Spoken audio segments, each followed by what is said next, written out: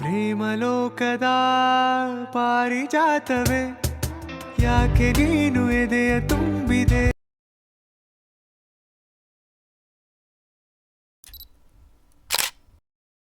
Hi hello friends, ಎಲ್ಲರೂ ಹೇಗಿದ್ದೀರಾ? ಎಲ್ಲರೂ ಚೆನ್ನಾಗಿದ್ದೀರಾ ಅಂತ ಭಾವಿಸ್ತೀನಿ. Welcome back to my channel. ಇವತ್ತು ಬೆಳಗ್ಗೆಯಿಂದ ವ್ಲಾಗ್ ಶುರು ಮಾಡ್ತಾ ಇದ್ದೀನಿ. ಬೆಳಗ್ಗೆ ಮಕ್ಕಳನ್ನೆಲ್ಲ ಸ್ಕೂಲಿಗೆ ಕಳಿಸಿ ಎಲ್ಲ ಕೆಲಸ ಮುಗಿಸೋ ಅಷ್ಟೊತ್ತಿಗೆ ಆಲ್ರೆಡಿ ಲೇಟ್ ಆಗೋಗ್ಬಿಡುತ್ತೆ. ಅವ್ರನ್ನ ಕಳಿಸೋವರೆಗೂ ಯಾವುದೇ ಥರದ ಕೆಲಸ ಮಾಡ್ಕೊಳಕ್ಕಾಗಲ್ಲ. ಬಿಕಾಸ್ ಟಿಫನ್ ಮಾಡು ಮತ್ತು ಅವ್ರಿಗೆ ತಿನ್ನಿಸು, ಸ್ಕೂಲಿಗೆ ರೆಡಿ ಮಾಡಿ ಕಳಿಸು, ಇದೇ ಆಗೋಗುತ್ತೆ. ಅವ್ರನ್ನ ಸ್ಕೂಲಿಗೆ ಕಳಿಸಿದ್ಮೇಲೆ, ನನ್ನ ಮಗಳನ್ನ ಸ್ಕೂಲಿಗೆ ಕಳಿಸಿದ್ಮೇಲೆ ನಾನು ಕೆಲಸ ಶುರು ಮಾಡ್ಕೊತೀನಿ. ಇವತ್ತು ಶುಕ್ರವಾರ ಆಗಿರೋದ್ರಿಂದ ಮನೆ ಕಸ ಗುಡಿಸಿ ಒರೆಸಿ ಎಲ್ಲ ಮಾಡಿ ಸ್ವಲ್ಪ ದೇವ್ರ ಮನೆ ಎಲ್ಲ ಕ್ಲೀನ್ ಮಾಡಿಕೊಂಡು ಪೂಜೆಗೆ ರೆಡಿ ಮಾಡ್ಕೊತಾ ಇದ್ದೀನಿ. ಯಾಕೆಂದರೆ ನಾವು ಶನಿವಾರ ವಾರ ಮಾಡೋದ್ರಿಂದ ಶುಕ್ರವಾರ ನಾರ್ಮಲಾಗಿ ಪೂಜೆ ಮಾಡಿಕೊಂಡು ಇದು ಮಾಡ್ಕೊತೀನಿ. ಶನಿವಾರ ಎಲ್ಲ ದೇವ್ರ ಸಾಮಾನೆಲ್ಲ ತೊಳೆದು ಎಲ್ಲ ಮಾಡಿ ಶನಿವಾರ ವಾರ ಮಾಡ್ತೀವಿ.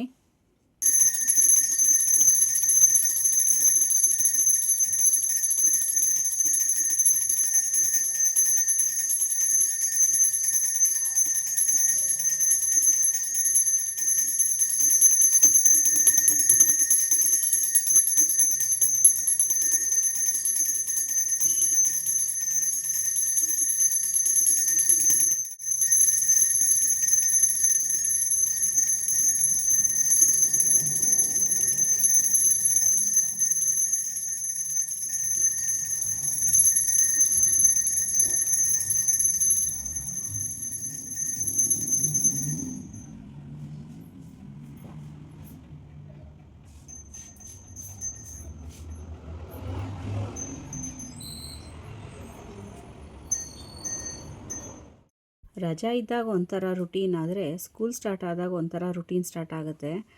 ರಜಾ ಇದ್ದಾಗ ಲೇಟಾಗಿ ತಿಂಡಿ ಮಾಡಿದ್ರೂ ನಡೆಯುತ್ತೆ. ಬಟ್ ಸ್ಕೂಲ್ ಇದ್ದಾಗ ಟೈಮ್ ಟು ಟೈಮ್ ಆಗಬೇಕಲ್ವಾ. ಬೆಳಗ್ಗೆ ಬೇಗ ತಿಂಡಿ ಮಾಡಿ ಅವ್ರಿಗೆ ಟಿಫನ್ ಮಾಡಿಸಿ ಕಳಿಸ್ಬೇಕು. ನನ್ನ ಮಗಳಿಗಂತೂ ಟಿಫನ್ ತಿನ್ನಿಸಿನೇ ಕಳಿಸ್ಬೇಕು. ಸ್ಕೂಲ್ಗೆ ಹಾಕಿರೋದಂತೂ ಬಾಕ್ಸಲ್ಲಿ ಫೇವ್ರೇಟ್ ತಿಂಡಿ ಆದರೆ ಖಾಲಿ ಆಗುತ್ತೆ.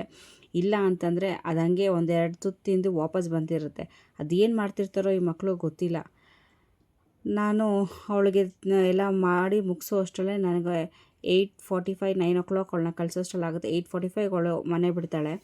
ಸೊ ಅಲ್ಲಿಗೆ ಟೈಮ್ ಆಗುತ್ತೆ. ಅವಳನ್ನ ಕಳಿಸಿದ್ಮೇಲೆ ನಾನು ಮಿಕ್ಕಿದ ಕೆಲಸಗಳೆಲ್ಲ ಮುಗಿಸ್ಕೊಂಡು ದೇವ್ರ ಪೂಜೆ ಮುಗಿಸ್ಕೊಳೋದು.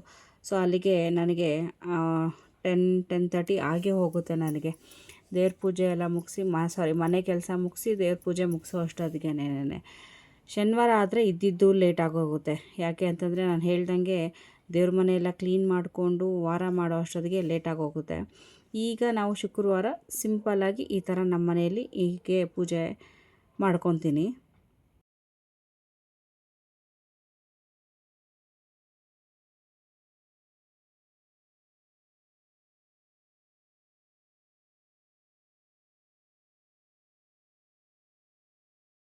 ಇನ್ನು ಪೂಜೆ ಎಲ್ಲ ಮುಗಿಸಿ ಎಲ್ಲರಿಗೂ ತಿಂಡಿ ಹಾಕ್ಕೊಟ್ಟು ನಾವು ತಿಂಡಿ ತಿನ್ನೋ ಅಷ್ಟರಲ್ಲೇ 11 ಗಂಟೆ ಆಗಿರುತ್ತೆ.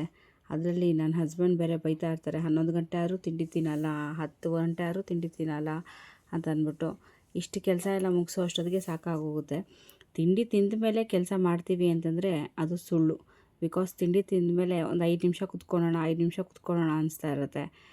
ಅದಕ್ಕೆ ಕೆಲಸ ಮುಗಿಸಿ ತಿಂಡಿ ತಿಂದರೆ ಆರಾಮಾಗಿ ಕೂರ್ಬೋದು ಅಂತ ಫಸ್ಟ್ ಕೆಲಸ ಮುಗಿಸ್ಕೊಂಡು ಆಮೇಲೆ ತಿಂಡಿ ತಿಂತೀನಿ.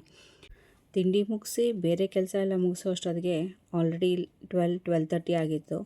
ನನ್ನ ಮಗಳು ಚಿಕನ್ ಬೇಕು ಅಂತ ಕೇಳಿದ್ಲು. ಈ ನಡುವೆ ಮನೇಲಿ ಚಿಕನ್ ಮಾಡೇ ಇರಲಿಲ್ಲ, ತುಂಬ ದಿವಸ ಆಗೋಗಿತ್ತು ಚಿಕನ್ ಮಾಡಿ. ಸೊ ಏನಾದರೂ ಸ್ಪೈಸಿಯಾಗಿ ಅಥವಾ ಗ್ರೇವಿ ಟೈಪಲ್ಲಿ ಏನಾದರೂ ಬೇಕು ಅಂತ ಕೇಳಿದ್ಲು. ನಾನು ತುಂಬ ದಿವಸನೇ ಆಗಿತ್ತು ಚಿಕನ್ ಮಾಡಿ ಅಂತ ಅಂದ್ಕೊಂಡು ಈ ರೆಸಿಪಿ ಮಾಡಿ ಅಂತ ಚಿಕನ್ ಗೀ ರೋಸ್ಟ್ ಮಾಡ್ತಾಯಿದ್ದೀನಿ ಇವತ್ತು. ಬನ್ನಿ ನಿಮ್ಮ ಜೊತೆನೂ ಶೇರ್ ಮಾಡೋಣ ಅಂತ ಹಾಗೆ ವೀಡಿಯೋ ಮಾಡ್ಕೊತಾ ಇದ್ದೀನಿ. ನಾನಿಲ್ಲಿ ಒಂದು ಪ್ಯಾನ್ ಇಟ್ಕೊಂಡು ಡ್ರೈ ರೋಸ್ಟ್ ಮಾಡ್ಕೊಬೇಕು. ಎಲ್ಲನೂ ಎಣ್ಣೆ ಹಾಕೋಂಗಿಲ್ಲ, ಇದನ್ನೆಲ್ಲ ಡ್ರೈ ರೋಸ್ಟ್ ಮಾಡ್ಕೊಳ್ಳಿ. 1.5 ಟೀ ಸ್ಪೂನ್ ಧನಿಯಾ, 1 ಟೀ ಸ್ಪೂನ್ ಜೀರಿಗೆ, 1 ಟೀ ಸ್ಪೂನು ಸೋಂಪು ಕಾಳು ಮತ್ತು 1.5 ಟೀ ಸ್ಪೂನು ಮೆಣಸು, 6-7 ಕೆಂಪು ಮೆಣಸಿನ್ಕಾಯಿ, ಸ್ವಲ್ಪ ಮೆಂತ್ಯ ಮತ್ತು ಇದಕ್ಕೆ ಏನಂತಾರೆ ಬ್ಯಾಡಿಗೆ ಮೆಣಸಿನ್ಕಾಯಿ ಕೂಡ ಸೇರಿಸ್ಕೊಬೇಕು. ಯಾಕೆ ಅಂತಂದರೆ ಅದು ಕಲರ್ ಕೊಡಲಿಕ್ಕೆ. ಸ್ವಲ್ಪ ಇದನ್ನೆಲ್ಲ ಹುರ್ಕೊಂಡು ಆದಮೇಲೆ ನಂತರ ಬ್ಯಾಡಿಗೆ ಮೆಣಸಿನ್ಕಾಯಿ ಹಾಕ್ಕೊಂಡು ಸ್ವಲ್ಪ ರೋಸ್ಟ್ ಮಾಡ್ಕೊಬೇಕು. ಯಾಕೆ ಅಂತಂದರೆ ಈ ಐಟಮ್ಸ್ ಏನಿದೆ ಸ್ವಲ್ಪ ಫ್ರೈ ಆಗಬೇಕು. ಫ್ರೈ ಆದಮೇಲೆ ಬ್ಯಾಡಿಗೆ ಮೆಣಸಿನ್ಕಾಯಿ ಆಮೇಲೆ ಹಾಕ್ಕೊಳ್ಳಿ. ಆಮೇಲೆ ಹಾಕ್ಕೊಂಡು ಸ್ವಲ್ಪ ಹೊತ್ತು ಫ್ರೈ ಮಾಡ್ಕೊಬೇಕು. ಆ ಮೆಣಸಿನ್ಕಾಯಿ ಎಲ್ಲ ಕ್ರಿಸ್ಪ್ ಆಗಬೇಕು. ಇದು ಸಣ್ಣ ಉರಿಲೇ ಇದನ್ನೆಲ್ಲ ಫ್ರೈ ಮಾಡ್ಕೊಬೇಕು. ನಾವೇನಾದ್ರು ಹೈ ಫ್ಲೇಮ್ ಇಟ್ಕೊಂಡ್ರೆ ಅದು ನಾವೇನು ಉರಿತೀವಿ ಅದೆಲ್ಲ ಸೀದೋದ್ರೆ ನಿಮಗೆ ಆ ಟೇಸ್ಟ್ ಬರೋದಿಲ್ಲ. ಯಾವುದೇ ಕೂಡ ಜೀರಿಗೆ ಆಗಿರ್ಬೋದು, ಧನಿಯಾ ಆಗಿರ್ಬೋದು, ಯಾವುದೇ ಕೂಡ ಸೀಬಾರ್ದು. ಮೆಣಸಿನ್ಕಾಯಿ ಅಷ್ಟೇ ಮೀಡಿಯಮ್ ಟು ಲೋ ಫ್ಲೇಮಲ್ಲಿ ಇಟ್ಕೊಂಡೆ ನಾವು ಫ್ರೈ ಮಾಡ್ಕೊಬೇಕು. ಮತ್ತು ಎಣ್ಣೆನೂ ಹಾಕೋಂಗಿಲ್ಲ, ಡ್ರೈ ಫ್ರೈ ಮಾಡ್ಕೊಬೇಕು ಇದನ್ನೆಲ್ಲ. ಹಾಗೆ ಡ್ರೈ ಆಗಿ ಎಲ್ಲ ಹುರ್ಕೊಂಡು ಇದನ್ನು ತಣ್ಣಗಾಗಬಿಡಿ. ಬಿಸಿನಲ್ಲೇ ಮಿಕ್ಸಿಗೆ ಹಾಕಬೇಡಿ, ಇದನ್ನು ತಣ್ಣಗಾಗಬೇಕು. ಇದು ತಣ್ಣಗಾಗೋ ಅಷ್ಟರಲ್ಲಿ 1 ಇಂಚು ಶುಂಠಿನ ಈ ಥರ ಸ್ಮಾಲ್ಸ್ ಪೀಸ್ ಆಗಿ ಮಾಡ್ಕೊಳ್ಳೋಣ.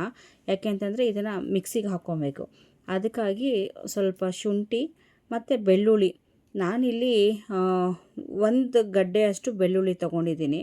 ಬಿಕಾಸ್ 1 kg ಚಿಕನ್ ಇರೋದ್ರಿಂದ ನಾನು 1 ಗಡ್ಡೆ ಬೆಳ್ಳುಳ್ಳಿ, 1 ಇಂಚು ಶುಂಠಿ ತೊಗೊಂಡಿದ್ದೀನಿ. ಮತ್ತು ನಾವೆಲ್ಲ ಏನು ಇದು ಫ್ರೈ ಮಾಡ್ಕೊಂಡಿದ್ದೀವಿ, ಡ್ರೈ ರೋಸ್ಟ್ ಮಾಡ್ಕೊಂಡಿದ್ದೀವಿ, ಅದನ್ನು ಕೂಡ ಇದಕ್ಕೆ ಹಾಕಿ, ಮತ್ತು ಬ್ಯಾಡಿಗೆ ಮೆಣಸಿನ್ಕಾಯಿ, ಕೆಂಪು ಮೆಣಸಿನ್ಕಾಯಿ ಎಲ್ಲನೂ ಇದಕ್ಕೆ ಹಾಕ್ಕೊಬೇಕು. ಇದಕ್ಕೆ ಹಾಕ್ಕೊಂಡು ಫಸ್ಟು ನೀರು ಹಾಕ್ತೀರಾ ತರಿಯಾಗಿ ಪೌಡ್ರ್ ಮಾಡ್ಕೊಬೇಕು. ಅದೆಲ್ಲನೂ ಮಸಾಲೆ ಫಸ್ಟು ಗ್ರೈಂಡ್ ಆಗಿ ಮಿಕ್ಸ್ ಆಗಬೇಕು. ನೋಡಿ ಈ ಥರ ಆಗಬೇಕು. ಫಸ್ಟು ನಾವು ನೀರು ಹಾಕಬಾರ್ದು. ಫಸ್ಟು ಈ ಥರ ಡ್ರೈ ಆಗಿ ನಾವು ರುಬ್ಕೊಂಡು ಆಮೇಲೆ ಸ್ವಲ್ಪ ಹುಣಸೆ ಹುಳಿ ಹಾಕ್ಕೊಬೇಕು. ಒಂದು 2 ಟೇಬಲ್ ಸ್ಪೂನ್ ಅಷ್ಟು ಹಾಕ್ಕೊಬೋದು. 2 ಟೇಬಲ್ ಸ್ಪೂನ್ ಅಥವಾ ನಾನಿಲ್ಲಿ 4 ಟೇಬಲ್ ಸ್ಪೂನ್ ಹಾಕೋಷ್ಟು ಹುಣಸೆ ಹುಳಿ ಹಾಕಿದ್ದೀನಿ. ನೋಡಿ ಈ ಥರ ಫೈನ್ ಪೇಸ್ಟ್ ಆಗಬೇಕು, ತುಂಬ ತೆಳ್ಳಗಿರಬಾರ್ದು, ಇಷ್ಟಿದ್ರೆ ಸಾಕು. ಈಗ ನಾನು ಒಂದು ಬೌಲ್ಗೆ ಚಿಕನ್ ತೊಗೊಳ್ತಾ ಇದ್ದೀನಿ. ನಾನು ಹೇಳಿದ್ನಲ್ಲ 1 kg ಚಿಕನ್, 1 kg ಇದೆ. 1 kg ಚಿಕನ್ನು ಚೆನ್ನಾಗಿ ವಾಶ್ ಮಾಡಿಕೊಂಡು ಒಂದು ಬೌಲ್ಗೆ ಹಾಕ್ಕೊತಾ ಇದ್ದೀನಿ. ಇದಕ್ಕೆ ಮ್ಯಾರಿನೇಟ್ ಮಾಡ್ತಾಯಿದ್ದೀನಿ ಇವಾಗ.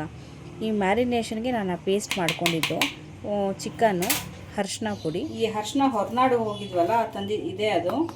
ಎಷ್ಟು ಚೆನ್ನಾಗಿದೆ ಅಂತಂದರೆ ಸ್ಮೆಲ್ಲು ಗಮ್ಮನ್ನತ್ತೆ.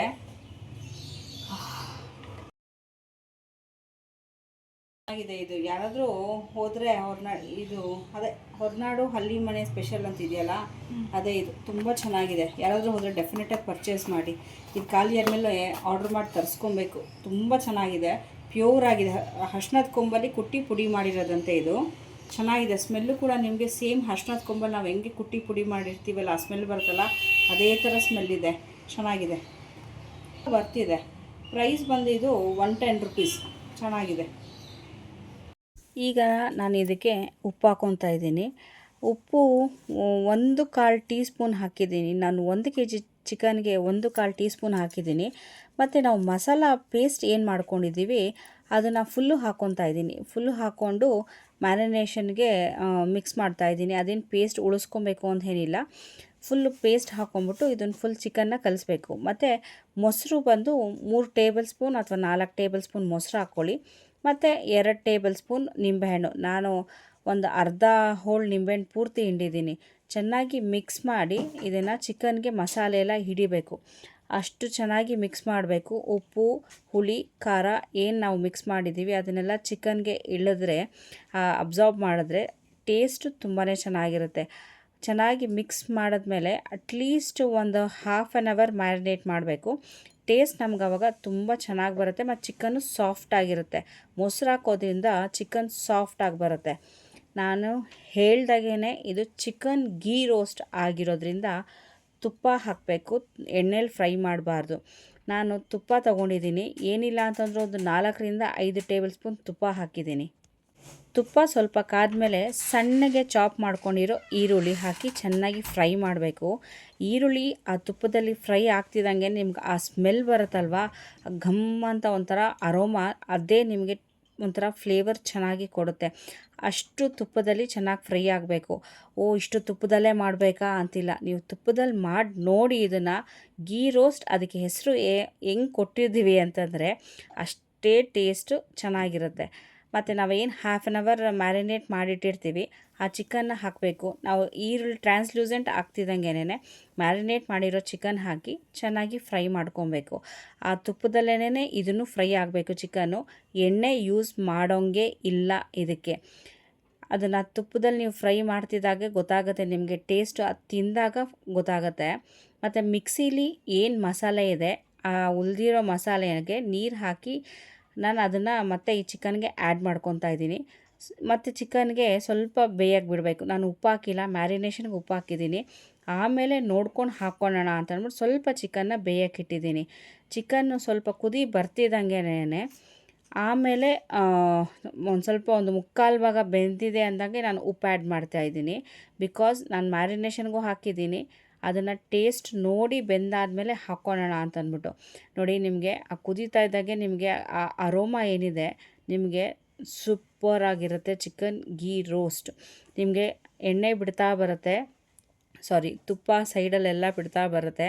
ಆವಾಗ ನಿಮಗೆ ಚಿಕನ್ ಆಗಿದೆ ಅಂತ ಅಂದ್ಬಿಟ್ಟು ಲಾಸ್ಟ್ ಫೈನಲ್ ಸ್ಟೇಜ್ಗೆ ಮತ್ತೆ ಒಂದು ಪ್ಯಾನ್ಗೆ ಸ್ವಲ್ಪ ತುಪ್ಪ 1 ಟೀ ಸ್ಪೂನ್ ಹಾಕಿದ್ದೀನಿ ಅಷ್ಟೇ. ಬಿಕಾಸ್ ಅಲ್ಲಿ ಹಾಕಿರೋದ್ರಿಂದ 1 ಟೀ ಸ್ಪೂನ್ ಹಾಕಿ ಕರ್ಬೇವಿನ ಸೊಪ್ಪುನ ಒಗ್ಗರಣೆ ಕೊಡ್ತಾಯಿದ್ದೀನಿ. ಅದು ಡ್ರೈ ರೋಸ್ಟ್ ರೋಸ್ಟ್ ಆಗಬೇಕು, ತುಪ್ಪದಲ್ಲಿ ಚೆನ್ನಾಗಿ ರೋಸ್ಟ್ ಆಗಬೇಕು.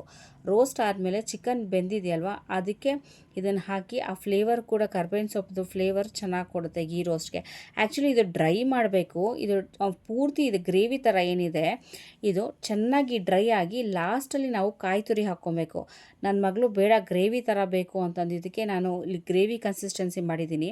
ನಿಮಗೆ ಗ್ರೇವಿ ಕನ್ಸಿಸ್ಟೆನ್ಸಿ ಬೇಡ ಅಂತಂದರೆ ಇದನ್ನು ಚೆನ್ನಾಗಿ ಫ್ರೈ ಮಾಡ್ಕೊಬೇಕು. ಇದೆಲ್ಲ ಡ್ರೈ ಆಗೋ ತನಕ ಫ್ರೈ ಮಾಡಿಕೊಂಡು ಲಾಸ್ಟಲ್ಲಿ ನೀವು ಕೋಕೋನಟ್ ಆ್ಯಡ್ ಮಾಡ್ಕೊಬೋದು, ಕಾಯಿ ತುರಿ ಆ್ಯಡ್ ಮಾಡಿಕೊಂಡು ಅದನ್ನು ಸ್ವಲ್ಪ ಹೊತ್ತು ಫ್ರೈ ಮಾಡಿಕೊಂಡ್ರೆ ನಿಮಗೆ ಚಿಕನ್ ಗೀ ರೋಸ್ಟ್ ರೆಡಿ ಆಗುತ್ತೆ.